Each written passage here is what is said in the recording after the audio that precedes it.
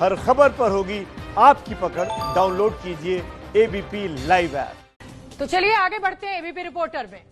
और आज बात विदेश में हुई उस मुलाकात की जिसको लेकर देश में बवाल मच गया है। ये मुलाकात अब नेता आमिर खान ने भारत के विरोधी माने जाने वाले तुर्की के राष्ट्रपति की पत्नी से की है। जी हां, और सवाल उठ रहे हैं कि सहिष्णुता की बात करने वाले आमिर खान को तुर्की का कट्टरवाद क्यों नहीं दिखाई देता, क्यों उन्हें नजर नहीं आया भारत के लिए तुर्की हानिकारक है। सबसे पहले आप ये पूरा विवाद देखिए, उसके बाद हम आगे बढ़ेंगे। ये हैं वो तस्वीरें जो विवाद के केंद्र में हैं। नीली चेक शर्ट पहने अभिनेता आमिर खान हैं और तुर्की के राष्ट्रपति की पत्नी एमिन एर्दोगान। ये दूसरी तस्वीर जिसमें एमिन आमिर खान को कुछ दिखा रही हैं और ये तीसरी तस्वीर जिसमें आमिर और एमिन बैठे हुए हैं। एमिन एर्दोगान ने मुलाकात के बाद इन तस्वीरों को शेयर किया जिस पर बवाल मच गया। नाराजगी इस बात से है कि तुर्की के राष्ट्रपति एर्दोगान कट्टर इस्लाम की तरफ बढ़ रहे हैं और तुर्की भारत से दुश्मनी की तरफ। वीएचपी ने आमिर की मुलाकात पर सवाल उठाए हैं। उसने हमारे भारत के अंदरूनी मामलों में जिस तरह से हस्तक्षेप करने का दुस्साहस किया है और जिस तरह से उस टर्की ने इंटरनेशनल फ्रंट पर भी भारत के साथ में जो बर्ताव किया है, वो किसको नहीं पता। जिस व्यक्ति को अपने दर्शकों की चिंता नहीं, जिस व्यक्ति को अपने समाज की, अपने देश की चिंता नहीं, और वो जाकर के देश विरोधी व्यक्ति के साथ फोटो खिंचवाने में अपने आप को गौरवान्वित महसूस करता हो, तो गुस्सा तो आएगा भाई।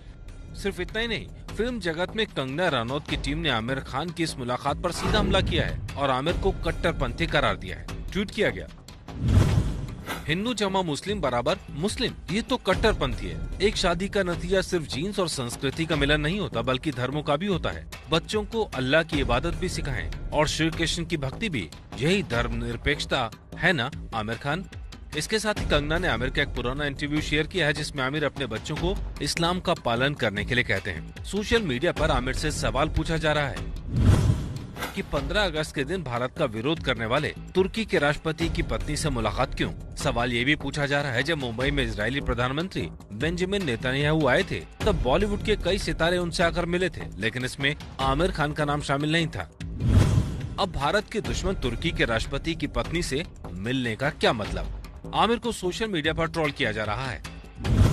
सवाल पूछा जा रहा है कि आखिर क्यों आमिर को भारत में डर लगता है और तुर्की में मन लगता है। फिल्म के प्रमोशन के लिए देश हित को दांव पर क्यों लगाए। दरअसल आमिर खान अपनी फिल्म लाल सिंह चड्ढा के लिए तुर्की में है। इस फिल्म के बड़े हिस्से को तुर्की में शूट किया जाएगा। आमिर ने इस विवाद पर कोई टिप्पणी नहीं की है, पर सोशल मीडिया में उनकी आने वाली फिल्म के बहिष्कार की चर्चाएं चलनी शुरू हो गयी।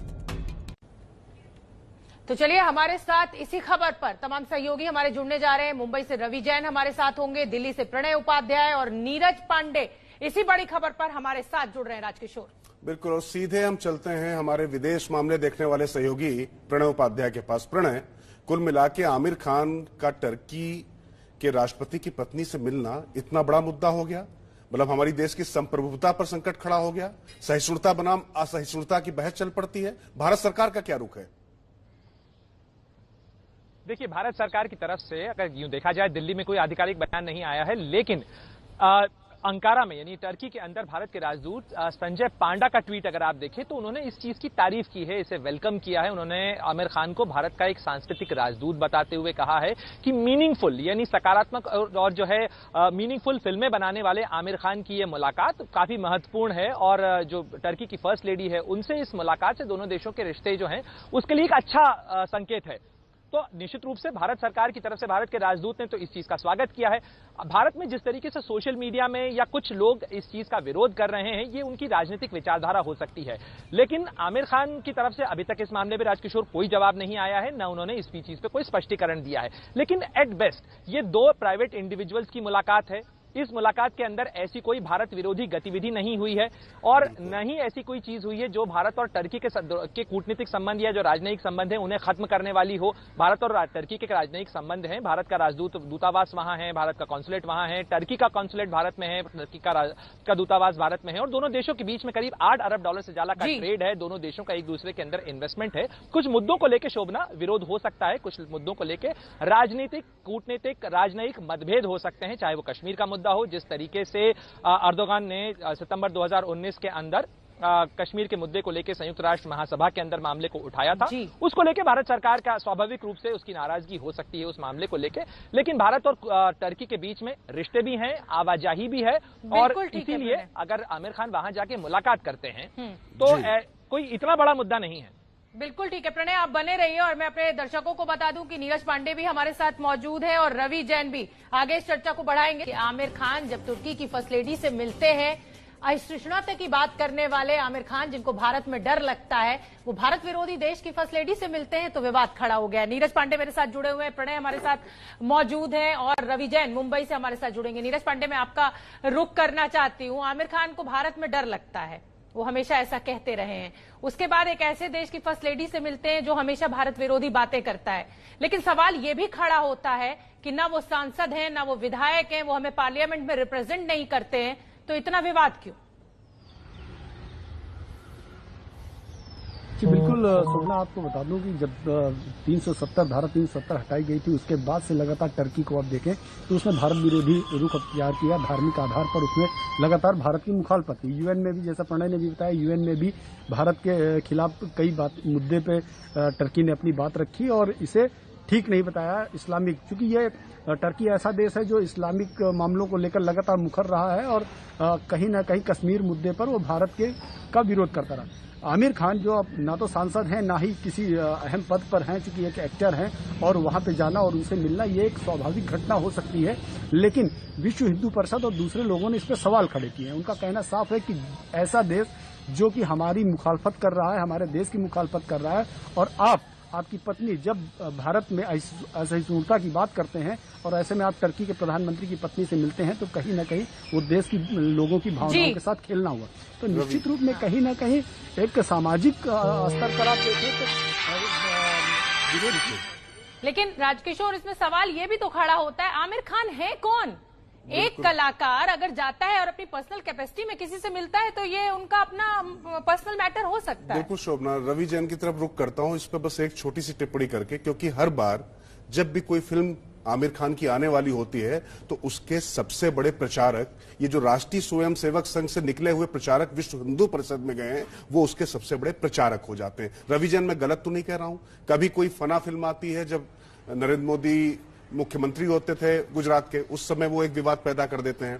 उसके बाद उनकी पत्नी को डर लगता है, तब ये सब लोग चालू हो जाते हैं। कुल मिला के कोई कुछ भी करे, बदनाम होंगे तो क्या नाम ना होगा, उनकी फिल्म को जरूर फायदा हो जाता है। इसलिए कुल मिला के विश्व हिंदू परिषद जो कर रहा है, तो बोलते हैं ना कि any publicity is good publicity, तो कुल मिला के बदनाम होंगे तो क्या नाम ना होगा, उनका काम हो रहा है। राजकिशोर, अगर मैं आमिर खान की बात करूं तो आमिर खान एक ऐसे शख्स हैं जो पब्लिसिटी के लिए कभी भी कुछ नहीं करते हैं, जो अपनी फिल्म को फायदा पहुंचाने के लिए कोई विवाद पैदा नहीं करना चाहते हैं। आमिर खान से 3 तरह के विवाद, सबसे बड़े विवाद जो गैर निजी विवाद रहे हैं आमिर खान की जिंदगी में, वो 3 तरह के विवाद हुए हैं। जब 2005 में उन्होंने नर्मदा बचाओ आंदोलन का समर्थन किया था और विस्थापितों के समर्थन में उतर के आए थे, उन्होंने कहा था कि किसानों को सही तरह से विस्थापित किया जाए। उस वक्त आमिर खान का बहुत विरोध हुआ था और आमिर खान की जो फिल्म है फना, जो 2006 में रिलीज हुई थी, उसे गुजरात में बैन कर दिया गया था और पूरे गुजरात में फिल्म फना रिलीज नहीं हो पाई थी, जबकि बाकी देश के लोगों ने की आवाज शोभना फिलहाल कट के आ रही है रवि, और कुल मिला के हम जाएंगे उनके पास। लेकिन एक बात तो जरूर है, जैसे ही फिल्म रिलीज हुई आमिर खान भी फना हो गए, मुद्दा भी उनका फना हो जाता है, ये तो होता ही रहा है शोभना। तो फिलहाल आमिर खान के तुर्की के राष्ट्रपति की पत्नी से मिलने के बाद अब सियासत बहुत तेज हो चुकी है। बिल्कुल राजकिशोर, और बीजेपी नेता सुब्रमण्यम स्वामी ने आमिर खान के साथ साथ बाकी दोनों खान, शाहरुख खान और सलमान खान को भी जोड़ दिया है और इनकी असलियत सामने आ गई है, ऐसा कहना है। सुनिए उनका। अपनी पीके फिल्म जिसमें उन्होंने हिंदू देवताओं की बड़ी बुरी तरह से प्रदर्शित किया था, उसमें उन्होंने पहले तो दुबई में उसकी शूटिंग यानी फिल्म को रिलीज किया था और उसमें ISI का प्लेटफॉर्म में उन्होंने किया था। तो इसीलिए मैं समझता हूं कि उनकी जो ये तीनों खान की एक है कि भाई आखिर में हमारी जो वास्तव में हमारी जो स्फूर्ति स्थान है वो है दुबई। तो आपको याद है कि एक खान की जो बीबी ने कहा था कि मुझे डर लगता है इंडिया में लेने के लिए, तो कितनी हंगामा हुई थी। इस खुलासा से, टर्की का खुलासा से हमें मैंने इसको स्वागत करना चाहिए, क्योंकि असलियत पता लग गया। टर्की हमारे देश के सख्त विरोधी हो गई है। पक्का मुसलमान, वो जो कहते हैं जिहादी मुसलमान की जो रूप ले रही है, और उन्होंने पाकिस्तान से भी अपना रिश्ता जुड़ा लिया और हिंदुस्तान को निशाना बनाने में लगे हुए हैं। तो पलक झपकते ही किसी भी मौके को लपकने में बहुत माहिर सुब्रमण्यम स्वामी आमिर खान पर सवाल उठा रहे हैं, लेकिन कांग्रेस के नेता राशिद अल्वी आमिर खान का बचाव कर रहे हैं। बिल्कुल राजकिशोर, राशिद अल्वी को भी हम अपने दर्शकों को सुनवाएंगे। उनका कहना है कि भारत के रिश्ते तुर्की से उतने तल्ख नहीं है जितने चीन से हैं, इसलिए इस मुद्दे को तूल देना बिल्कुल ठीक नहीं। टर्की से न हमारी ऐसी दुश्मनी है जैसी चाइना से है, जैसी पाकिस्तान से है। अगर कोई अभिनेता टर्की की प्रथम महिला से मिल लेता है तो ये कयामत बरपा है। अडानी साहब चाइना जाके 20 जुलाई को 300 करोड़ डॉलर्स का एग्रीमेंट करते हैं, उसमें तो किसी ने सवाल नहीं उठाया। उस पर सवाल उठाना चाहिए। भारत सरकार में जब प्रधानमंत्री नरेंद्र मोदी जी ने शपथ ली, उसके बाद डॉक्टर वैदिक प्रताप वैद पाकिस्तान गए और हाफिज सईद से घंटों मुलाकात की। आरएसएस ने सवाल उठाया, किसी मीडिया ने सवाल उठाया, क्यों नहीं उस पर सवाल उठा पाए? अगर वो सब देशद्रोही हैं तो आमिर खान भी देशद्रोही है, और अगर ये सब देशद्रोही नहीं है तो उस पर भी कोई सवाल नहीं उठाया जा सकता। तो बीजेपी के सुब्रमण्यम स्वामी को भी आपने सुना, कांग्रेस के राशिद अल्वी को भी आपने सुना। तुर्की से आई आमिर खान की तस्वीर के बाद बॉलीवुड की एक्ट्रेस कंगना रनौत ने भी आमिर खान पर हमला बोला है। बिल्कुल, और पर्दे की रानी लक्ष्मीबाई इस समय पर्दे से बाहर ज्यादा अपने जौहर दिखा रही हैं। उन्होंने आमिर खान के पुराने इंटरव्यू का सहारा लेकर आमिर की सहिष्णुता पर सवाल उठा दिए हैं। बिल्कुल, उन्होंने ट्वीट किया, आमिर खान आप तो सबसे ज्यादा टॉलरेंट थे, आप कब से हिंदुइज्म के लिए इंटॉलरेंट हो गए। ये बड़ा हमला कंगना रनौत का। आगे वो लिखती हैं, हिंदू माताओं की संतानें जिनकी रगों में भी श्री कृष्ण और श्री राम का खून बह रहा है। सनातन धर्म, भारतीय सभ्यता, यहाँ की संस्कृति जिनकी धरोहर है, वो सिर्फ और सिर्फ इस्लाम। आगे वो लिखती हैं, इस्लाम को क्यों फॉलो करेंगे, ऐसा क्यों? ये बड़ा सवाल कंगना रनौत आमिर खान के पुराने इंटरव्यू को कोट कर आमिर खान से पूछ रही हैं। और हम बता दें कि हमारे साथ वीएचपी के विनोद बंसल और राजनीतिक विश्लेषक और सामाजिक कार्यकर्ता सारा शाह हलीम मौजूद हैं। हमारे साथ हमारे सहयोगी प्रणय उपाध्याय भी मौजूद हैं। वीएचपी का रुख कर लेते हैं राजकिशोर पहले। बिल्कुल विनोद जी, सीधा सवाल आपसे मेरा ये है कि आमिर खान की टर्की के जो प्रथम नागरिक हैं उनकी पत्नी से मुलाकात में आपको इतनी दिक्कत क्यों हो रही है, जबकि भारत सरकार को नहीं हो रही है? और अगर एम्बेसडर ने टर्की के जो भारत में हैं उन्होंने इसका स्वागत किया है तो क्या उनको भी वापस बुलाए जाने की मांग करेंगे आप? राजकिशोर जी, बातें बड़ी गंभीर हैं कि बात सिर्फ टर्की की नहीं है, बात सिर्फ उस देश की नहीं है जो हमारे देश के अंदरूनी मामलों में दखल करता है, इंटरनेशनल लेवल पर हमारा दुश्मन की तरह खड़ा होता है, पाकिस्तान जैसे आतंकवादी राष्ट्र के साथ खड़ा होता है, लेकिन साथ साथ एक विकृत मानसिकता का भी एक एक्सपोजर इस समय हुआ है। वो मानसिकता क्या है? जब वो सहिष्णुता की जो आर्टिफिशियल बयार बह रही थी, तो उस समय इनकी पत्नी को डर लग रहा था भारत में रहने में, इनके बच्चे भी डर फील कर रहे थे। लेकिन इनकी पत्नी जिनका मायका बेंगलुरु में है, उस बेंगलुरु में इस्लामिक जिहादी अल्लाह अकबर का नारा लगाते हैं विनोद जी, और विनोद जी का घर फूंक देते विनोद जी, हैं, उस समय चुप रहते हैं। विनोद जी, आपकी बात जो है वो लगातार आप अतीत में जाते हैं, अतीत से लेकर वर्तमान को जोड़ने की कोशिश करते हैं, लेकिन फिलहाल मुद्दा तुर्की के राष्ट्रपति की पत्नी से मुलाकात का है। इस मुलाकात में इतना आपत्तिजनक क्या है कि जो गड़े मुर्दे उखाड़े जा रहे हैं? राजकिशोर जी, जब मानसिकता की बात आती है तो आपको हिस्ट्री और ज्योग्राफी और वर्तमान सब कुछ देखना पड़ेगा, समग्र रूप से विचार करना पड़ेगा कि व्यक्ति कैसा है और उसकी मानसिकता क्या है, क्यों और कब क्या स्टेटमेंट दे रहा है। देखिए, ये जो अभिनेता और नेता, ये इस तरह के लोग होते हैं जो कि कभी भी एक शब्द भी अपने फायदे के अलावा बोल ही नहीं सकते। अच्छा, आप नेताओं को भी ले रहे हैं, नेचर होता है। ये दिलचस्प बात आपने की, आप नेताओं को भी जोड़ रहे हैं। कौन कौन नेता है, मैं उसमें ज्यादा दिलचस्पी है मेरी, जो अपने फायदे के लिए बात करते हैं। देखिए मैं बता रहा हूँ ना आपको, देखिए अगर कोई व्यक्ति बोलता है तो एक एक चीज को तौल करके बोलता है। मैं कहता हूँ ये अगर अभिनेता है तो किसने बनाए? भारत की जनता ने ना जी, कुछ टर्की की जनता ने तो अकेले नहीं बनाए। अगर भारत की जनता ने इनको अभिनेता बनाया है और इनको सिराकों पर बिठाया है तो कम से कम भारत की जनता का तो सम्मान करना चाहिए। बिल्कुल ठीक है। अगर इनकी जगह ये विनोद बंसल, मैं प्रणय का रुख करूंगी, विनोद बंसल, लेकिन मेरी टिप्पणी आपकी बात को लेकर यह भी है कि अगर यही मुलाकात अक्षय कुमार करते तो शायद विश्व हिंदू परिषद को इतना ऐतराज नहीं होता।